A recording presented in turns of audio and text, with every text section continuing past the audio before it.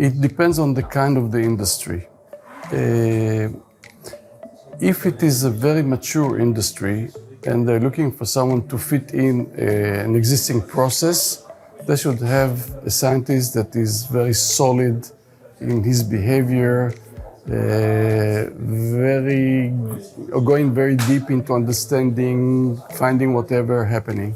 If it is a younger company or startup company, you need to have someone that is very enthusiastic, is always looking for something new, can think out of the box, and sometimes it can be the same person. But I think that these are the main features.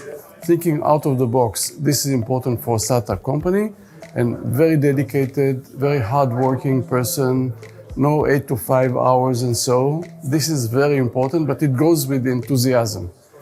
For a big company, you go and you fit in the company. You can still be enthusiastic, but the big companies at 5 o'clock they close. So it's different personalities.